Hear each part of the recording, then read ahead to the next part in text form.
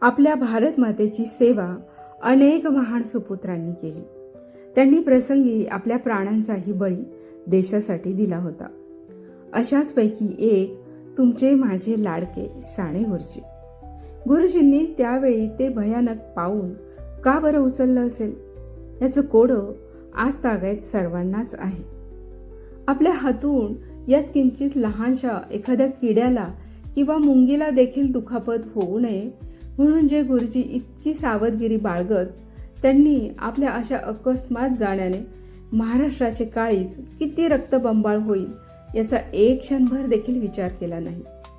गुरुजींच्या मनाची स्थिती अलीकडे कशी झाली होती याचे वर्णन करताना रावसाहेब पटवर्धन म्हणाले, देशामध्ये सोहीकडे पसरलेली जातीयता, प्रांतीयता, कलह व ध्येयशून्यता पाहून त्यांचे अंतःकरण विदीर्ण होत होते.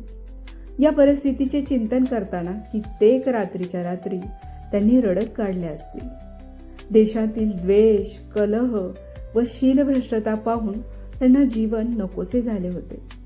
ही परिस्थिती कशी बदलावी, देशामध्ये लोकशाहीचे, समतेचे आणि स्वातंत्र्याचे वातावरण कसे निर्माण करावे, ही एकच चिंता त्यांच्या मनाला अहोरात्र जाळीत असे.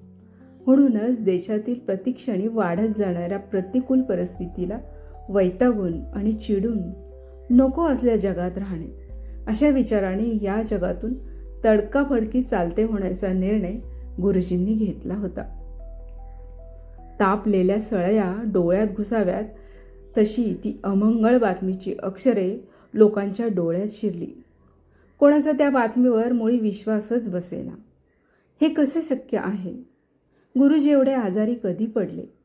अनेक प्राणांतिक उपोषणातून सही सलामत बाहेर पडणारे वज्रदेही गुरुजी अकस्मात काळाच्या मुखी पडणे कसं शक्य आहे? सर्वांची तोंडे दुःखाने आणि विषण्णतेने झाकाळून गेली होती. ढगांचे एखादे सावट वर यावे आणि जिकडे तिकडे काळवंडल्यासारखे व्हावे तसे झाले. इतकी अमंगळ आणि उदासीन सकाळ मुंबई शहरात क्वचितच पूर्वी उगवली असेल.